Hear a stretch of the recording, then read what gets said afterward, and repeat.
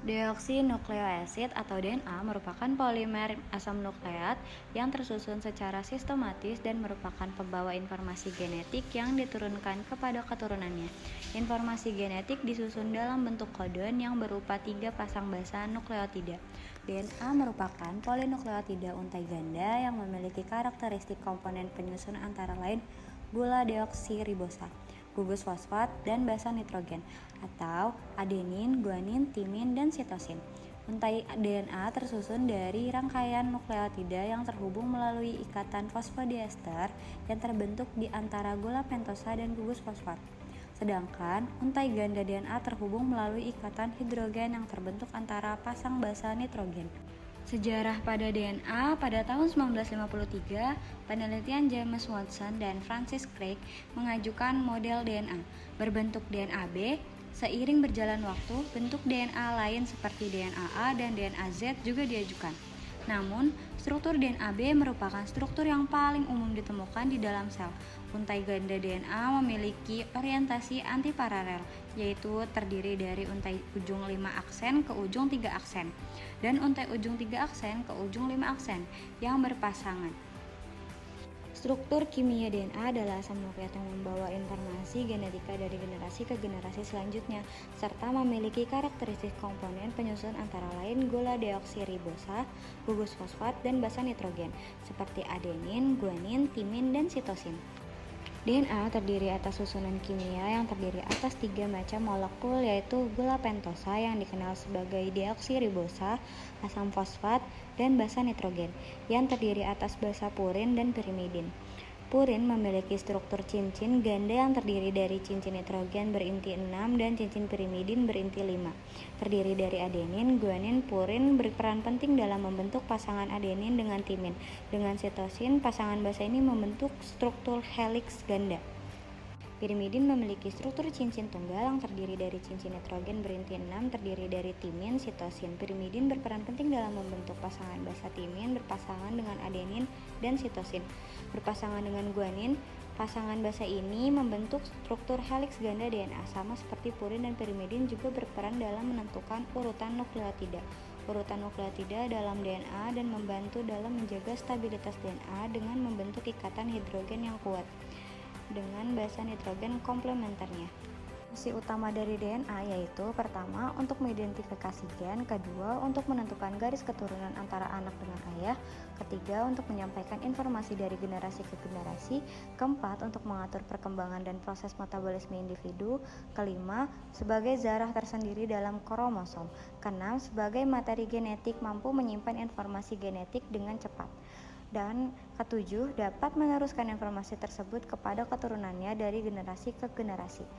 Fungsi ini merupakan fungsi genotipik yang dilaksanakan melalui replikasi serta mengontrol sintesis protein melalui RNA. Proses replikasi DNA. Proses reproduksi materi genetika pada eukariotik adalah proses replikasi DNA. Secara teoritis terdapat 3 hipotesis tentang replikasi DNA, yaitu konservatif. Replikasi terjadi secara semi konservatif pada tahun 1958 oleh M.S. Maselesen dan F. Westphal berhasil menunjukkan secara empirik bahwa replikasi DNA berlangsung dengan mekanisme secara semi konservatif menggunakan percobaan yang disebut density transfer eksperimen. Pertama, E. coli ditumbuhkan dalam medium yang mengandung nitrogen berat, yakni isotop berat 15 nitrogen. Selama beberapa generasi, efeknya basa-basa nitrogen pada molekul DNA akan berlabel isotop berat. Setelah itu, bakteri ditumbuhkan kembali pada medium yang mengandung 14 nitrogen atau nitrogen ringan. Pada waktu tertentu setelah sel dipanen dan DNA-nya diisolasi, isolat DNA kemudian disentrifugasi dengan ultrasentrifugasi atau prosedur equilibrium density gradient sentrifugasi untuk menentukan densitas molekul DNA-nya. Pada proses replikasi eukariotik dan prokariotik, tahap replikasinya: pertama, pembukaan struktur double helix. Kedua, proses replikasi asimetris pada garpu replikasi DNA. Ketiga, single strand DNA binding SSB protein. Keempat, sintesis RNA primer pendek pada template lagging strand DNA. Kelima, template dan penyalinan DNA. Keenam, DNA polimerase berperan dalam proofreading dan editing DNA. Ketujuh, leading strand dan lagging strand serta fragmen Okazaki. Ke-8, proses penggabungan fragmen Okazaki. Ke-9, sistem proofreading pada replikasi DNA. Ke-10, struktur sliding ring menahan DNA polimerase menempel ke DNA template saat proses replikasi. Ke-11, protein di garpu replikasi bekerjasama membentuk mesin replikasi. Dan terakhir, DNA topoisomerasi mencegah kekusutan DNA saat replikasi. Topoimerasi adalah enzim nuklease reversibel yang memecah ikatan fosfodiester dari DNA dan menyambung kembali ikatan tersebut. Terdapat dua tipe, yaitu topoisomerasi 1 dan 2.